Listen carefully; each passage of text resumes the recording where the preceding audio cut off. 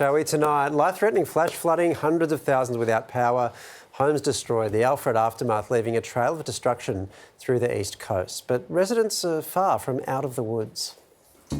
Submerged cars, playgrounds underwater, unrelenting rain. This is the end of our street and our roundabout. As you can see, it's completely gone. I've never seen anything like this. You keep thinking it's going to ease off and then all of a sudden it just starts getting heavier again. Homes left in ruin as Brisbane marked its wettest day in more than half a century. This is our backyard. The clean-up's going to be the most horrible thing. We've had just over about 1.5 metres of water through the workshop. Further west in Ipswich, locals are being told to prepare to leave. The river expected to hit major flood levels tonight, rising to more than 12 metres. It does get very high, like if a few hours we could be underwater standing right here. The amount of water, we're not affected at home, but here, and I feel so sorry for everyone, that's copping it.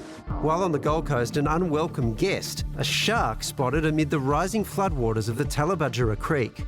Queensland SES reporting its busiest day ever, hitting the streets by boat, rescuing people from their cars after flash flooding hit the Sunshine Coast hinterland. There's been 3,676 calls to help for the SES. Alfred bringing out the best and the worst of us, as thieves targeted vulnerable homes and businesses amid the deluge. Police arresting this Brisbane man, allegedly caught with 10 sets of vehicle keys and housebreaking implements. You're under arrest, hands behind your back. While in New South Wales, the focus is now turning to the Clarence, Richmond and Tweed rivers, with flood warnings in place for all three. We don't want to alarm people, but there is anticipated to be some more rainfall in the day ahead. The PM today announcing a support package for eligible workers and sole traders affected by the cyclone. It provides up to 13 weeks of income support at the job seeker level to individuals who work in the local government areas impacted. Help that can't come soon enough for desperate locals anxiously waiting out the storm. Pretty stressful. And I'm pregnant and I have 3 little kids, so the idea of having to evacuate is really scary. Well, Mike Clayton runs a towing company in Nambour on the Sunshine Coast, and he rescued a stranded couple from a car which was floating away in floodwaters this morning. Mike, what a hero. Tell us what happened. We were down at our main depot here, and this water, we've been here for nearly 40 years and never come up this fast ever. And obviously it hadn't been time for council to get signs out or anything like that, and they've come around the corner and obviously run into the water. And we just kind of looked around and saw the lights and they're floating away, and we see them the car doors not opening and no one trying to get out of it, anything like that. And eventually it's like, they're not getting out, so we go out there with a group of us waited out there. And because we know there's a big gully right on the edge of the road here, so if it floats any further, this goes to the big gully. So it's about 6 metre deep gully there, so we thought, get there. And we kind of got there, and it was probably a couple of late 50s, 60s. They were sitting there, and the lady was just, we're like, get out, and she's just sitting like this because she just, the windows wouldn't work, and it was the look on her face. Oh. Yeah, it's look you probably, all of us, you won't forget. It's just like the look of I'm done type situation. And we're just trying to open doors and couldn't pull them. But at the time we weren't sure whether they were locked and electrics wouldn't work, but she couldn't get the windows down. And my daughter's there and she was trying to smash the side window, but they're pretty hard to smash unless you've got the proper tool with you. And at the time it's all happening so quickly. It's a dual cab, 4-wheel drive, and able to get the back door open. It's a bit small, but it actually reefed that door open. And got them out through there and just carried the lady across the road. And it was like I said, it happened quickly. It was a moment of all hands on them. So definitely. Wow. Mike, what happens if you didn't get there? Probably lucky it happened here where there's a group of us around and we were here. If this was somewhere out on some secluded road, this story wouldn't be a good news story, unfortunately. That would be how it probably could have been. So, and just great people. It's there's the flood and forget it type, don't go across, but they wouldn't even know. And to come in a corner, it's just rain, dark, and it's just, once you hit the water, it was just, they were gone. So, yes. I know you don't want to take the label hero, but that is the action of heroes. Those people would have been dead if you hadn't got there. 350 mil of rain, 24 hours. You've been out towing cars out of water, plus getting them out of the way. How horrific has it been? It has been. This one, we're used to floods, but this came up so quickly here at our head office. We prepared Cyclone, emptied a lot of trucks out, and we actually thought it was all gone, but our head dispatcher, the night dispatch, said that this water's, they called me up, it was about 3 this morning, they said this water's coming out really fast, and by the time we got here, we had a couple of trucks up the dash and water here. There's a couple of parked next to the depot. It was just, it moved so quick. Normally we work with it, and that's that whole Nambour. This copter's just a really fast. Never anything like this we've seen where it's come so quickly. Mike, thanks so much for your time tonight. No worries, Will. Brisbane's wettest day in more than half a century as the heavy rains and winds from ex-tropical Cyclone Alfred continue to move across Australia's east coast. And as attention begins to turn to the recovery, insurance companies have been put on notice amid claims they're ripping off Australians. A dramatic rescue unfolds in the Lockyer Valley, a woman trapped in a car overturned in floodwaters. It was the busiest 24 hours in the history of Queensland's SES as flash flooding plunges towns across southeast Queensland underwater. A record amount of rain falling on Nambour on the Sunshine Coast, breaking records going back to the 1890s. As the New South Wales Northern Rivers region tonight faces renewed flooding threat. But as the storm begins to ease in some areas, thoughts turn to what comes next. This is a time where insurance companies can restore some of their reputation. Insurance companies need to do the right thing. Insurance companies put on notice after a parliamentary inquiry into the 2022 floods revealed families and businesses were forced to wait more than 2 years for their claims and loopholes were used to deny compensation. I will be prepared to call out insurers who aren't good partners. In the 2022 floods, a lot of households who thought that they were insured ended up not being fully covered.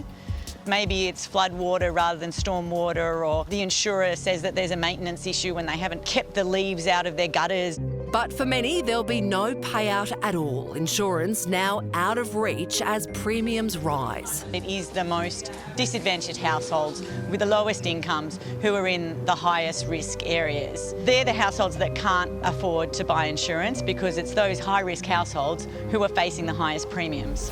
The average cost of building insurance claims rose more than 7 times between 2004 and 2022.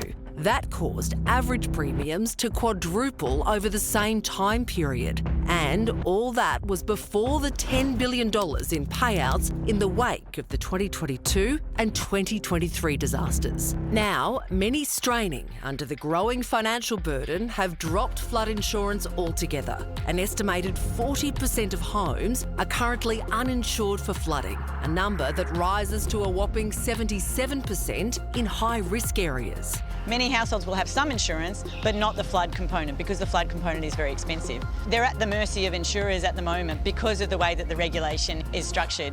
So, with the full extent of Alfred's damage yet to be revealed, how many victims are facing damage that may never be repaired? Andrew Hall is the CEO of the Insurance Council of Australia and is with us now. Andrew, we've seen claims as recently as 2022 drag on for years, leaving people to this day without compensation, unable to rebuild their houses. Can you promise us it will be different this time? Well, 2022 was one of the worst events we went through. We're coming off the back of COVID at the time, and the claims numbers topped something like 230,000, which was the largest number of claims ever experienced in an Australian event. I'm confident insurance companies since that time have been rebuilding workforces. Many of the insurance companies are actually based here in Brisbane, so thousands of their staff actually live here in the southeast corner of Queensland and are already on the ground and out there doing the assessments as they're getting access to properties and the like. And if I'm watching at home and I'm in this sort of situation, when can I expect to have the compensation paid and some accommodation actually functional? So there's a couple of parts to your policy.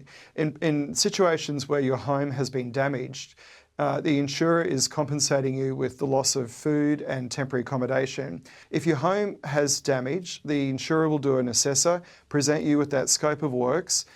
You then have the right to agree or disagree with it. In very few cases do we go straight to a cash settlement. That's not fair because people in those situations really rely on the insurer's builder to do the work. they don't have the wherewithal to find builders, and particularly in this market. So insurers work very hard to get their panel of builders in and do the work themselves. So there's two parts to this: immediate cash settlement for loss of groceries or temporary accommodation, and then over the medium to long term, the actual job of rebuilding the home. Andrew, to the wider question, we just heard there in our package, an expert said people who need insurance the most are the ones that are least likely to have it. There seems to be something basically wrong here with the system, doesn't there? Yeah, well, in Australia, we know that there's 220,000 homes that were built in high flood risk zones with either a 2 or a 5% chance of flooding every year. And over the last 5 years, some of those homes have flooded now 3 times. Less than 1 in 4 of those properties have insurance. So we say to government, probably the most immediate thing you could be doing is, 1, remove taxes off insurance premiums.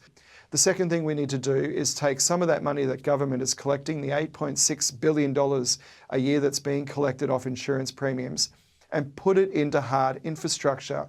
Lismore's levy is still the same height it was in 2022.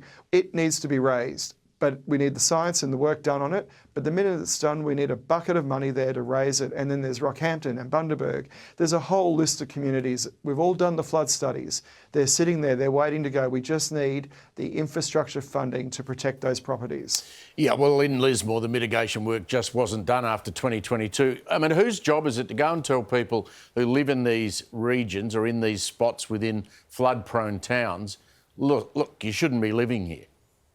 It's a really hard conversation, and it's one that's caught between literally 3 levels of government. When we know that there is roads that have a black spot where people are dying, governments invest money to make those roads safer. Yet we know where all these homes are that keep flooding, but we don't seem to do anything about it other than rush to put everyone back in the same location. And then we wonder why insurance premiums are expensive, and we wonder why the same thing happens over and over again. In fact, it's happening with more frequency. But really, the decision can't be just return to the same thing that they had in the past. Andrew, thank you very much for your time. My pleasure.